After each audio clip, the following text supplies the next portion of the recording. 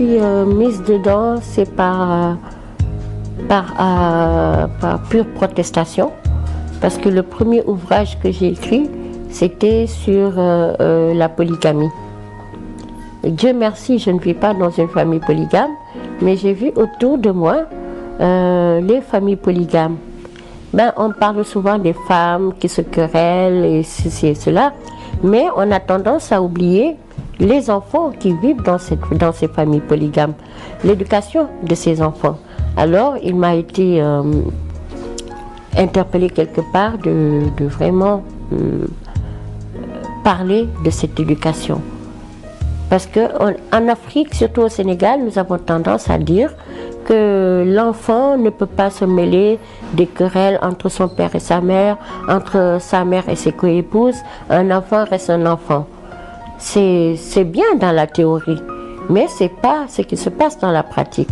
On voit dans les familles polygames les enfants qui sont utilisés. Ce sont les plus grandes victimes de la polygamie. Ce n'est pas les femmes, c'est les enfants. Donc j'ai voulu dénoncer cet aspect et j'ai écrit Zéna. Zéna, cette femme qui a vécu dans une famille monogame, qui était la seule fille avec 2 frères, qui a tout eu dans la vie, mais malheureusement qui se trouve plongée dans un ménage polygame, avec tout ce que ça comporte comme problème, comme tiraillement, comme bagarre. Ça a été vraiment pour elle un choc. Et c'est pourquoi je l'ai écrit pour... c'est en fait l'histoire d'une amie que j'ai un peu brodée pour en parler. Parce qu'elle a vécu ce que Zéna a vécu, n'étant pas dans une famille polygame, mais elle se retrouve dans un ménage polygame. Donc c'est quelque chose qui m'a fortement heurtée. Et j'en ai profité et je vois que ça suscite jusqu'à présent, parce que Zéna date de 2000, ça a été réédité en 2004, mais jusqu'à présent cet ouvrage suscite des discussions, des débats vraiment très très très forts et très passionnants.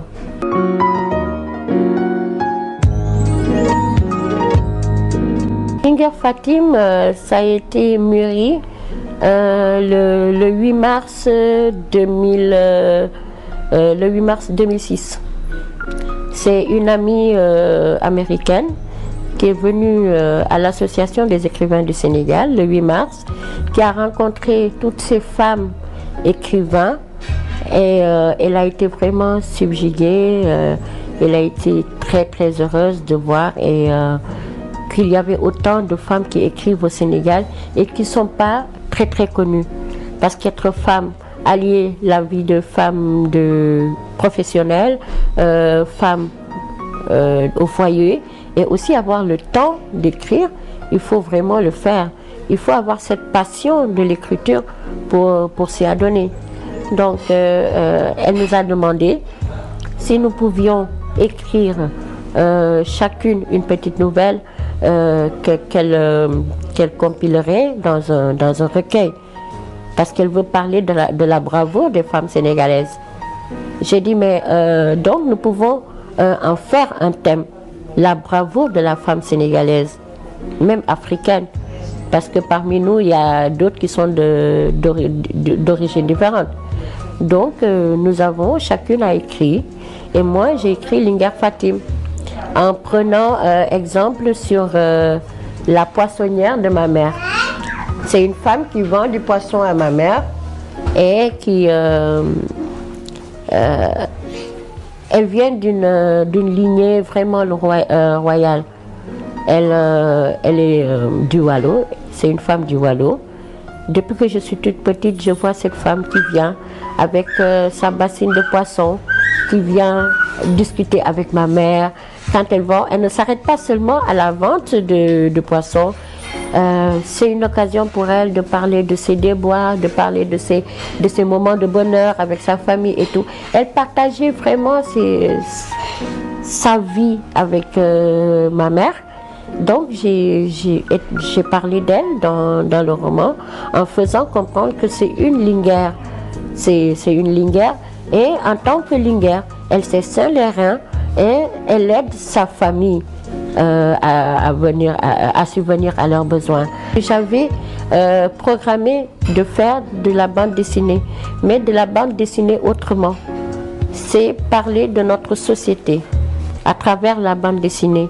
Et puisque j'ai été manager d'un programme sur les droits humains de la femme vivant avec un handicap, j'en ai profité pour faire passer un message à travers la bande dessinée.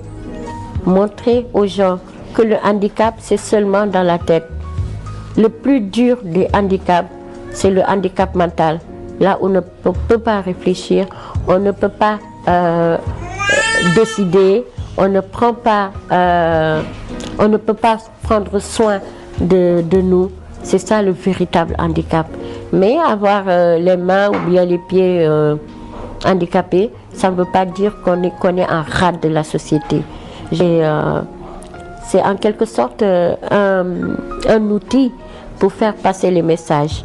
Et j'ai donné deux histoires dans la bande dessinée.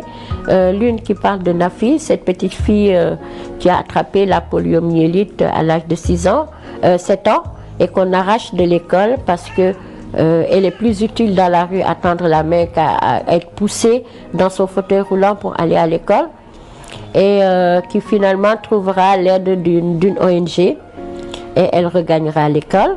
Et l'autre histoire, Khadija, qui est une fille albinos, qui est amoureuse d'un jeune, et tous les deux, on leur interdit de se voir parce que tout simplement, on dit que Khadija étant albinos, elle porte le mauvais œil et tout.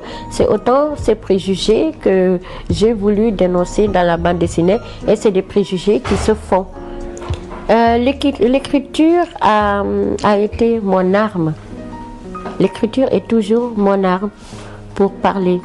Parce qu'il y a beaucoup de femmes vivant avec un handicap qui voudraient s'exprimer, mais elles n'ont pas la possibilité, comme moi je l'ai, à travers la plume. La plume, elle va partout. Elle est beaucoup plus mobile que nous. Je donne l'exemple d'une femme qui est styliste, elle vit avec un handicap. Et si elle avait la possibilité d'écrire, elle aurait raconté plein de choses et de belles choses dans sa vie, de beaux combats qu'elle a gagnés, de très belles victoires qu'elle a gagnées.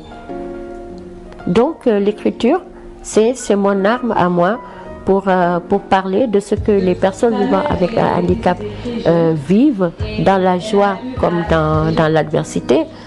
Et c'est aussi une passion que j'ai développée, que j'apprends à développer aussi.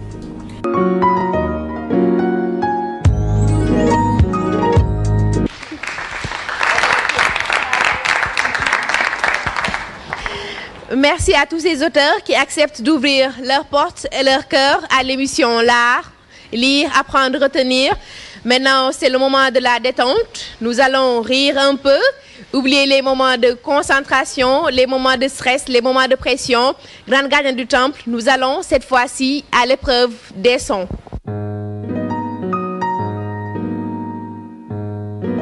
Nous restons avec nos soldats pour aller à l'épreuve des sons.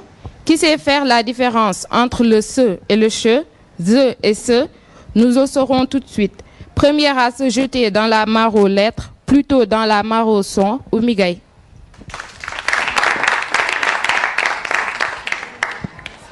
Oumi, merci de prendre le micro et d'aller piocher auprès de la grande gardienne du temple. Merci de venir par là, Oumi. Vous avez la phrase numéro 4. Allez-y. Que li sous ces li-là, li-li-li-li-liat. Grande gardienne du temple, vous dites quoi?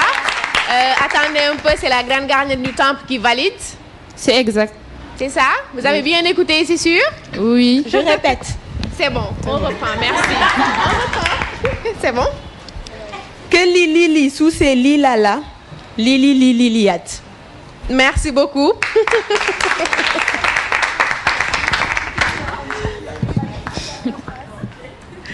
La suivante, c'est Khadignan. Juste, elle retourne à sa place. Grande gardienne du temple, la suivante. Khadignan.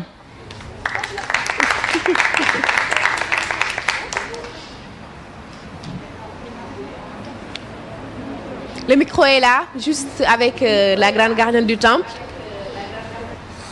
Khadi, très nonchalante. Indrianke, on dirait. Vous avez la parole, c'est la phrase numéro 2. Allez-y. Madame Sec est une Suissesse. Au sous-sol de sa maison, elle chausse ses souliers secs, saisit son sac et sort sur le seuil, seule dans le silence du soir. Grande gardienne du temple. C'est ça. Elle dit quoi, la grande gardienne? On l'entend pas. C'est exact. Merci beaucoup. Prochaine sur la liste. Hawaba.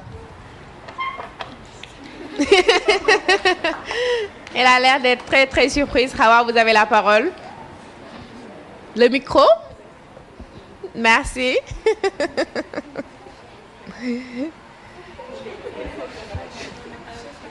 Phrase numéro 5. Allez-y, Hawa. Agathe, attaque, tac, tac, attaque, Agathe. Grande gardienne du temple.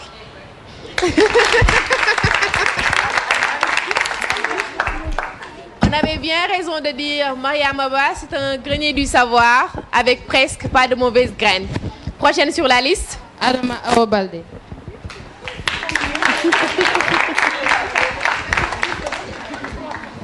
Merci de piocher.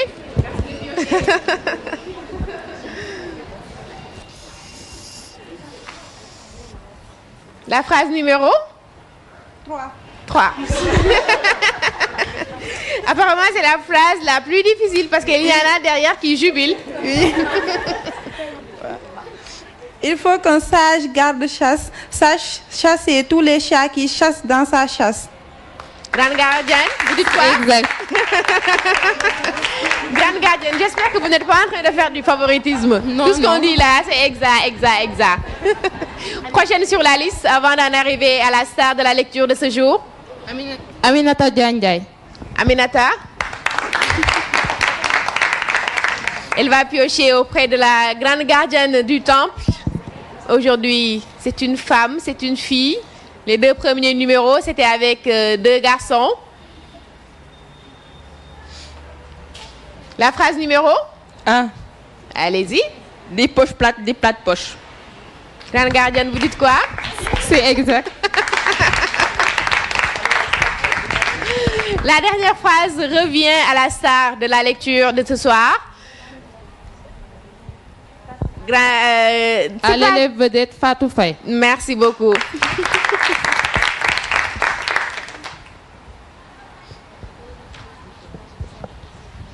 micro. Fatou, la vedette de ce soir, celle qui va aider le Sénégal à se développer, vous avez la parole. La phrase numéro 6. L'essence de la science donne l'aisance des sens. C'est exact. Ça se voit qu'elle a bien envie de faire science politique. Merci beaucoup. Merci à la grande gardienne du temple, Aïssatou Kane. Merci beaucoup. Merci aussi à Fatou Faye. Nous avons démarré avec elle et nous allons bien sûr terminer avec elle vu qu'elle est la star de ce soir avec ce lot de livres offert par les éditions Maguilène avec Monsieur Alun Badara Bey. Le lot de livres, s'il vous plaît.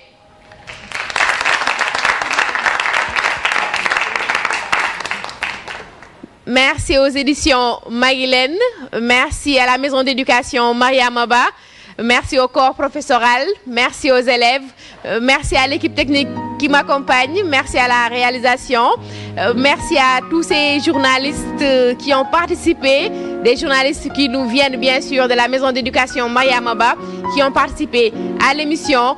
Merci à tout le monde. Avec l'art, lire devient un plaisir, le plaisir de vous servir. Merci.